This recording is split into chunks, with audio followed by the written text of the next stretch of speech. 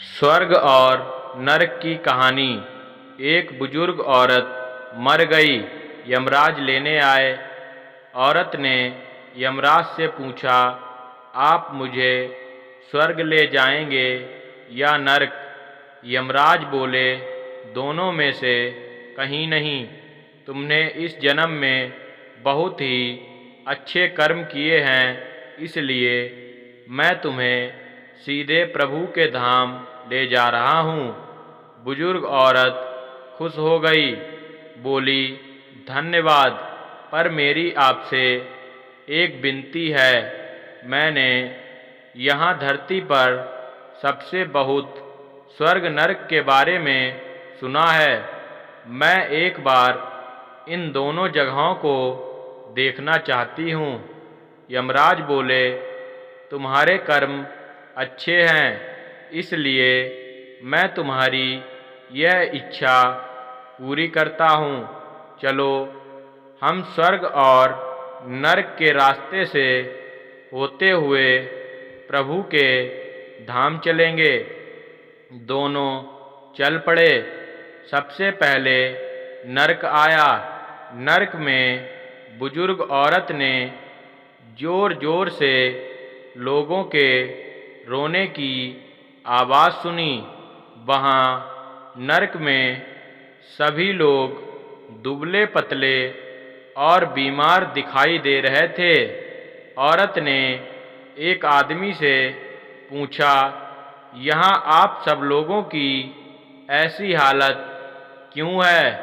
आदमी बोला, तो और कैसी हालत होगी? मरने के बाद जब से यहाँ आए हैं, हमने एक दिन भी खाना नहीं खाया। भूख से हमारी आत्माएं तड़प रही हैं। बुजुर्ग औरत की नज़र एक विशाल पतीले पर पड़ी, जो कि लोगों के कद से करीब 300 फीट ऊंचा होगा। उस पतीले के ऊपर एक विशाल चम्मच लटका हुआ था। उस पतीले में से बहुत ही शानदार खुशबू आ रही थी। बुजुर्ग औरत ने उस आदमी से पूछा, इस पतीले में क्या है? आदमी मायूस होकर बोला, यह पतीला बहुत ही स्वादिष्ट खीर से हर समय भरा रहता है। बुजुर्ग औरत ने हैरानी से पूछा, इसमें खीर है तो आप लोग पेट भर के यह खीर खाते क्यों नहीं? भूख से क्यों तड़प रहे हैं? आदमी रो रो कर बोलने लगा, कैसे खाएं? यह पतीला 300 फीट ऊंचा है। हम में से कोई भी उस पतीले तक नहीं पहुंच पाता। बुजुर्ग औरत को उन पर तरस आ गया। सोचने लगी, बेचारे खीर का पतीला होते हुए भी भूख से बेहाल हैं। शायद ईश्वर ने इन्हें यह ही दंड दिया होगा। यमराज बुजुर्ग औरत से बोले, चलो, हमें देर हो रही है। दोनों चल पड़े। कुछ दूर चलने पर स्वर्ग आया। वहाँ पर बुजुर्ग औरत को सबकी हंसने खिलखिलाने की आवाज़ सुनाई दी। सब लोग बहुत खुश दिखाई दे रहे थे। उनको खुश देखकर बुजुर्ग औरत भी बहुत खुश हो गई। पर वहाँ स्वर्ग में भी बुजुर्ग औरत की नज़र वैसे ही 300 फीट ऊंचे पतीले पर पड़ी, जैसा नरक में था। उसके ऊपर भी वैसा ही चम्मच लटका हुआ था। बुजुर्ग औरत ने वहाँ लोगों से पूछा, इस पतीले में क्या है? स्वर्ग के लोग बोले कि इसमें बहुत टेस्टी खीर है।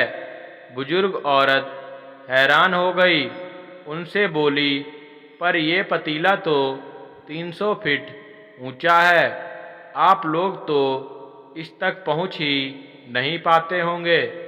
उस हिसाब से तो आप लोगों को खाना मिलता ही नहीं होगा, आप लोग भूख से बेहाल होंगे। पर मुझे तो आप सभी इतने खुश लग रहे हो, ऐसे कैसे? लोग बोले, हम तो सभी लोग इस पतीले में से पेट भर के खीर खाते हैं। औरत बोली, पर कैसे? पतीला तो बहुत ऊंचा है। लोग बोले, तो क्या हो गया? पतीला ऊंचा है तो यहाँ पर कितने सारे पेड़ हैं। ईश्वर ने ये पेड़ पौधे, नदी, झरने हम मनुष्यों के उपयोग के लिए तो बनाए हैं। हमने इन पेड़ों की लकड़ी ली, उसको काटा, फिर लकड़ियों के टुकड़ों को जोड़ के विशाल सीढ़ी का निर्माण किया। उस लकड़ी की सीढ़ी से हम पतीले तक पहुँचते हैं और सब मिलकर खीर का आनंद लेते हैं। बुजुर्ग औरत यमराज की तरफ देखने लगी। यमराज मुस्कुराए, बोले, ईश्वर ने स्वर्ग और नरक मनुष्यों के हाथों में ही सौंप रखा है।